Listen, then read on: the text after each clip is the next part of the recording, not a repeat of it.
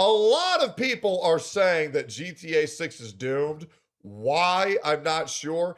Maybe it's the $20 price hike. Me personally, before getting into this, I firmly believe that GTA 6 is going to be the most generationally advanced video game of all time that is going to supply limitless amounts of hours of content.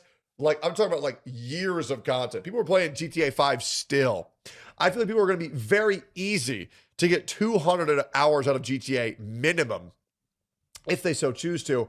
And I'm underneath the record where every dollar I expect to get $2 of content or 2 hours of content. Every dollar I get 2 hours of content, and it meets that quota very, very, very easily.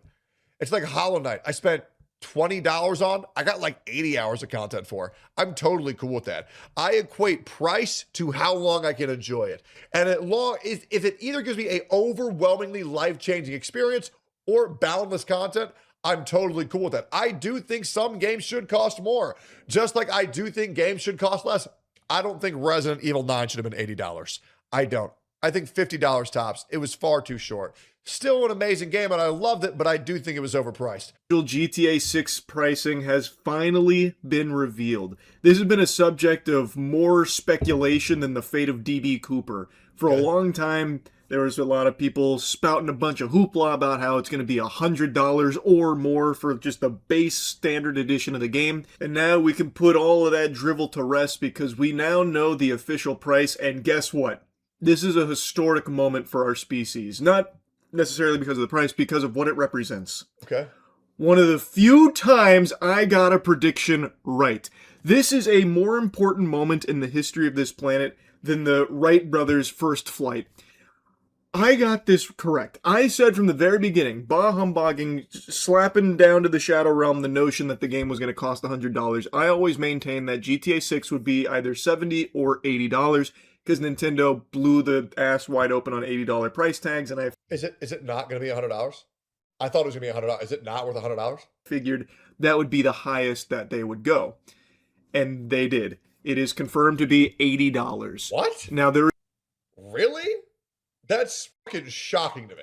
is a $100 Ultimate Edition, which I'm going to get into the nitty-gritty on that in a moment. But can we please just take a moment and just bask in this very rare occurrence here of one of my predictions actually being right on the money, right on the nose. All right, now that we've all blown $80 for GTA 6 is fucking insane.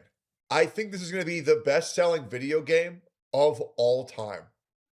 Because you're going to get so much content for $80. That's psychotic. Like, GTA 6 can be the only game that you play for like a year. That's how good it's going to be. on our load and orgasmed over. It's also going to obliterate every single game that's come before it. Like, unless they flop hard, and I doubt it, bro. I doubt it. This game is going to be fucking revolutionary. It's going to win every single award of the Game Awards. I'm gassing it the fuck up, but it's because it deserves it. That fact. Let's take a look here. So, it is an $80 single-player experience for just the normal base GTA 6 game. Okay. Ultimate Edition is $100. And there is no physical copy of GTA 6. If you get a physical copy, what you're getting is a code in a box. Sure. So it's digital only. Sure. That's fine. Which I know is nothing new, but I'm old enough to remember back in the day here. I wish we never moved to digital only, but I understand why we are. But it really does suck because, like, I used to buy games for $80, $60, $40, play them, beat them, resell them, get all my money back. It was the best. This really sucks. When my grandpappy was still proudly hiking 15 miles uphill in the rain and snow with nothing but Quaaludes and a dream to make it to his local EB Games to get Halo CE on the Xbox, there came this idea that what if you could download the games at home? And initially, when digital games started to take on, the big selling point was the convenience and also the price, because downloading the games, just digitally getting them, was cheaper than physically getting them, because the idea there's no resale value. It was they no longer had to spend a ton of time and resources developing the physical media for it. So it reflected in the price where you paid less for the digital version, and it made sense because they're saving money by not manufacturing the discs and all of that. That is completely gone in the current climate of the gaming industry. And no one ever really brings it up anymore. Again, it was a very real thing that happened. Back in the day, digital versions were cheaper than if you got the physical counterpart. But now, no physical counterpart even exists, digital only, and now the highest possible price tag that you can get away with doing. Which again is no surprise because it's GTA 6. It's going to be the biggest game ever. It was always going to be successful no matter the price point. They got to charge $200 for this bitch here. And I absolutely agree they could have charged $200 and people still would have bought it. Everyone would have still been finding ways to conjure up enough clams to get it. Scrapping together shit from under their mattress, robbing the local. The same people made an outrage over how expensive the Switch 2 was, and then it also broke records. These consumers are just liars. They don't put their money where their mouth is. Children's lemonade stand, whatever it would have taken, people would have found a way, and it still would have been the biggest game ever. Like, that's just the brass tacks of it. So, it being $80, there being no physical is a little disappointing to me. This has changed. They confirmed a physical disc comes out in December. Oh, okay, great. Because I've been getting back into physical media, and I just do miss the time that digital versions were cheaper than the physical versions. Like, that was a big thing there for a little while, and now it's just a relic of the past, completely forgotten about. But now let's talk about the Ultimate Edition, because this is quite contentious, and for good reason. There is a laundry list of things that appear to be locked behind the Ultimate Edition. Now, I don't know if that means they are permanently paywalled, like you will never be able to access these things, which is definitely how it seems here, because looking at this clothing store, for example, it does say only open for business with the Ultimate Edition. Same with the Electric Fang Tattoo, the salon. I think that's bullshit. I do. The base game might as well just not exist. This is like important content to the game, right? This is retarded that they locked about a $20 price tag. No reason for that. I like when Ultimate Editions are like, you get like a figure in the mail and like you get like the music album, like getting bonus rewards. Locking the game behind an Ultimate Edition is a horrible business move, but it's still going to be successful because people are fucking nuts for GTA 6. And Right Out Customs, but I do think this is bullshit. Explicitly state only open for business with the Ultimate Edition. So does that mean all these shops are just completely inaccessible if you don't fork over 100 clams for the Ultimate Edition? In a single player game, you're going to be closing down these locations unless you get the doubloons out of your wallet. That is insane. I can think of oodles of games that have rightfully been shat and spat all over for similar monetization practices of paywalling single. I have no idea how they thought this was a good idea. This is fucking retarded. Player content, because this isn't just like skins and shit. This is content. These are shops. These are one of the best collector's editions back in the day was Fallout and Elder Scrolls. Like if you pre-ordered Fallout, you would get a Nuka-Cola bobblehead, or sorry, a Nuka-Boy bobblehead, or like a Nuka-Cola bottle, or like a fucking Pit-Boy fucking lunchbox. Or like the Elder Scrolls would have an Imperial Septum coin if you pre-ordered Oblivion. Or like an Alduin statue if you pre-ordered Skyrim. Like deluxe editions have fallen off so hard. And like locking very important content behind a $20 price tag is fucking retarded. Especially on launch.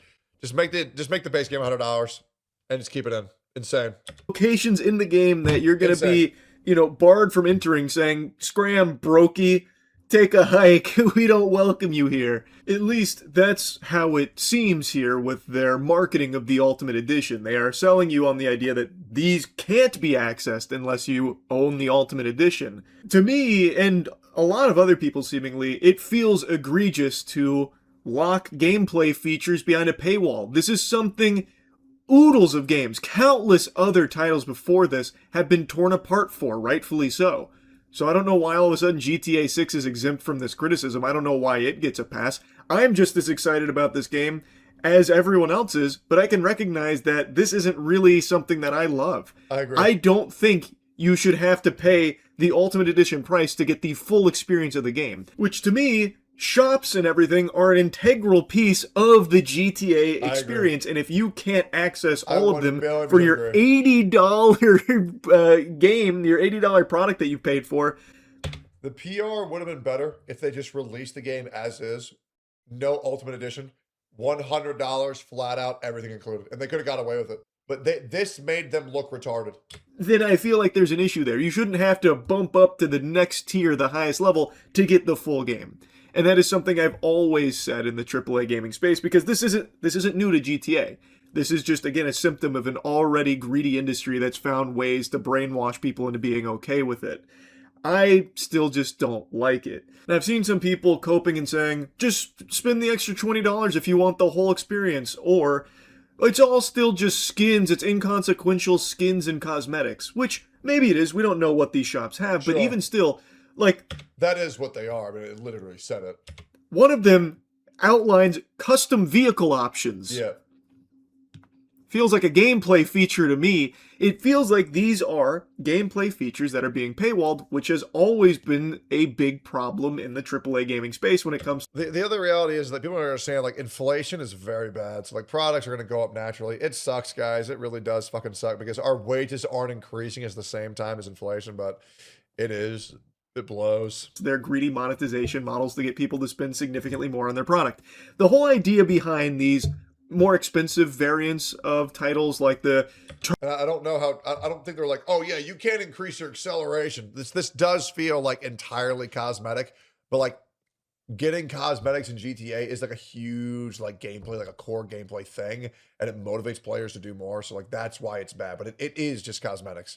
Turbo Arcade Gamer Gunk Gladiator Edition of Call of Duty is you get like some skins, or you get like a physical collector's piece, like up there, the Modern Warfare 2 thing where you got like night vision goggles type shit. Yep. I've never liked when they lock legitimate gameplay features or locations or missions, like Star Wars Outlaws. You remember when they locked the Jabba the Hutt mission behind there and it caused a big stir? That's insane. I never liked that kind of stuff. And this to me is very similar. They're locking a handful of shops, actual locations in the game behind... It is really funny how you can see that Charlie is like very afraid he might not be saying the popular opinion. Like there's so much like nervousness in how he's talking right now. It's so funny. He wants to be saying the popular opinion so bad right now, bro. Price tag. So if you want really the full GTA experience, it's $100, not $80. So everyone has been right. Once again, I firmly believe just get rid of the base edition. Just make the ultimate edition standalone.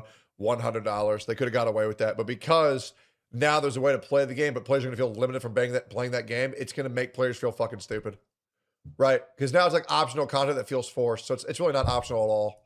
Rightfully outspoken. Just bite the bullet, say it's 100 for the whole game, and then release it as the whole game, and they would have owned if they did that. When companies like EA and Ubisoft do similar things, but I'm seeing a lot of people be totally okay for Rockstar to do it because... It's because Rockstar has like, you know, they have a lot of consumer trust because the games they release are on another fucking level. I mean, they just are.